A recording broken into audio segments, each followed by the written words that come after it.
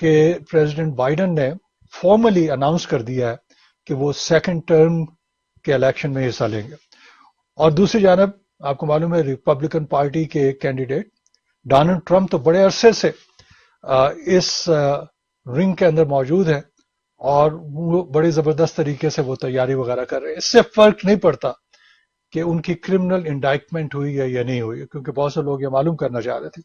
کہ اگر کسی شخص کی کرمنل انڈائٹمنٹ ہو جاتی ہے اور فرد جرم لگ جاتی ہے آسان الفاظ میں، تو وہ کیا الیکشن میں حصہ لے سکتے ہیں یا نہیں لے سکتے. تو یقیناً الیکشن میں حصہ لے سکتے ہیں، یہاں کے قوانین اس بات کی اجازت دیتے ہیں. لیکن دیکھنا اب یہ ہے کہ ان دونوں کینڈیڈیٹس کے درمیان امیگریشن کے معاملات پر کیا بات ہوتی ہے اور یہ کس قسم کی پالیسیز کا ایٹ لیسٹ پرومس کرتے ہیں. مجھے نہیں لگتا کہ الیکشن 2024 کے الیکشن سے پہلے اس ملک میں کوئی کمپریہنسو امیگریشن لاز کی بات ہوگی، اور اس سلسلے میں یہ امید بھی نہیں کرنی چاہیے، کیونکہ حالات اس وقت ایسے ہیں کہ ہم دیکھ رہے ہیں کہ ریپبلکن پارٹی کے کینڈیڈیٹس جو ہیں وہ انتہائی ایگریسو انداز میں امیگرینٹس کے خلاف پالیسیز کے بارے میں بات کر رہے ہیں. چاہے اس میں وہ لوگ ہیں کہ جو سدرن بارڈر سے آ رہے ہیں یا کینیڈا کی جانب سے یہاں پہ آتے ہیں، جنہیں ہم انڈاکومنٹڈ امیگرینٹس کے نام سے پکارتے ہیں، اور اس کے ساتھ ہی وہ لوگ بھی کہ جو اس ملک میں موجود ہیں اور جو لیگل امیگریشن کے ذریعے سے اپنے معاملات آگے بڑھانا چاہتے ہیں، چاہے امیگریشن وہ فل طریقے سے ہے یا لا فل طریقے سے ہے، ڈاکومنٹڈ امیگرینٹس کے لیے ہے یا ان لافل امیگرینٹس کے لیے ہے. ہم دیکھ رہے ہیں کہ ہر طرف سے ریپبلکن پارٹی کی جانب سے مسائل کھڑے کیے جا رہے ہیں اور روڈ بلاکس ہمیں نظر آ رہی ہیں. اب اس سلسلے میں ابھی تک جو بائیڈن کی جانب سے واضح طور پہ بتایا نہیں گیا ہے کہ اگر وہ پریزیڈنٹ بن جاتے ہیں تو وہ کیا کریں گے اور کس طریقے سے ایکسپلین کریں گے کہ انہیں ایک ٹرم میں یہ مواقع ملے تھے لیکن وہ ان مواقع کو حاصل نہیں کر سکے، کیونکہ یہ ان پہ بہت بڑا کرٹیسزم ہے. اور اس کے بعد اور بھی بہت سے مسائل ہیں جس کی بنیاد کے اوپر ان پہ خاصی تنقید ہو رہی ہے. آپ کو معلوم ہے کہ ڈیموکریٹک پارٹی کے اندر 50 یا 51% ٹو بی ایگزیکٹلی 51% لوگوں کا خیال یہ ہے کہ پریزیڈنٹ بائیڈن کو ری الیکشن سیک نہیں کرنا چاہیے. لیکن اس کے ساتھ ہی ہم دیکھتے ہیں کہ ڈیموکریٹک پارٹی کی جو اسٹیبلشمنٹ ہے وہ یہ سمجھتے ہیں کہ پریزیڈنٹ بائیڈن کے علاوہ کوئی اور اچھا کینڈیڈیٹ موجود نہیں ہے، اور اس کی بنیادی وجہ یہ ہے کہ ان کا ایک کمپریہنسو، ایک انتہائی ایکسٹینسو ایکسپیرینس ہے لیجسلیشن کا، اور ان کے بارے میں یہ بھی کہا جاتا ہے کہ انہیں معلوم ہے کہ کس طرح سے دوسری پارٹی سے تعلقات خراب نہیں کرنے اور کس طریقے سے کمپرومائزز کے ذریعے سے اور ریکنسیلیشنز وغیرہ کے ذریعے سے معاملات کو جو ہے آگے بڑھایا جا سکے اور لیجسلیشن حاصل کر لی جائے. اور اس میں جو میں یقیناً اس بات سے اتفاق کرتا ہوں کہ انہوں نے ریسنٹلی ہم نے دیکھا کہ جس طرح سے لیجسلیشن کے ایجنڈے کو آگے بڑھایا ہے، جس میں یقیناً امیگریشن کا معاملہ تو ناکام ہوا، لیکن اس کے ساتھ ہم دیکھتے ہیں کہ جو انفراسٹرکچر ان کا بل تھا جس میں اپروکسیمیٹلی $1 ٹریلین کی لیجسلیشن ہوئی ہے، اور جس میں پوری کوشش کی جا رہی ہے کہ اس ملک کا انفراسٹرکچر جو ہے، جو فزیکل انفراسٹرکچر ہے، اسے بہتر کیا جائے، جس میں برجز ہیں، جس میں روڈز ہیں، جس میں ایئرپورٹس ہیں. اور اس کے علاوہ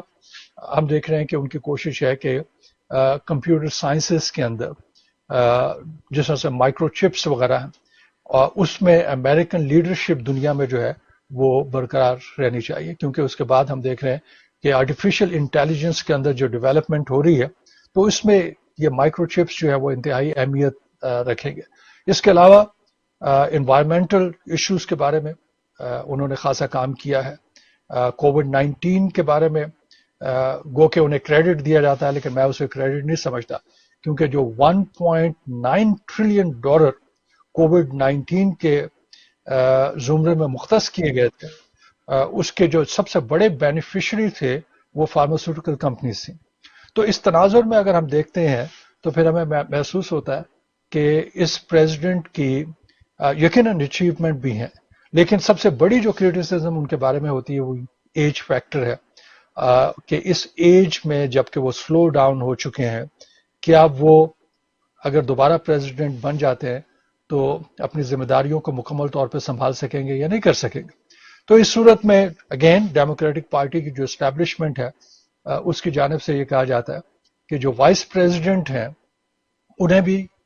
اس مرحلے میں دیکھنا پڑے گا اور کوشش کرنی پڑے گی کہ ان کی ایکسپیرئنس کو اور ان کی جو کوالٹیز ہیں اور کیپیسٹی اور کیپیبلٹیز ہیں اور ایبلٹیز ہیں ان کو بھی سامنے لایا جائے. بہت سے لوگ یہ سمجھتے ہیں اسٹیبلشمنٹ ڈیموکریٹک پارٹی کی اسٹیبلشمنٹ میں کہ وائس پریزیڈنٹ کاملا ہیرس کی جو کوششیں ہیں یا ان کی جو بھی انہوں نے کام کیا ابھی تک اسے ہائی لائٹ نہیں کیا جا سکا. تو یہ ایک جو ڈوو کمبینیشن ہمارے سامنے آئے گا اس کے ذریعے سے وہ یہ توقع کر رہے ہیں کہ جو بائیڈن اور کاملا ہیرس کی یہ ٹیم جو ہے وہ کامیاب ہوگی، جس کی وجہ سے آئندہ جو ہمارے سامنے خطرات موجود ہیں فورن پالیسی کے حوالے سے،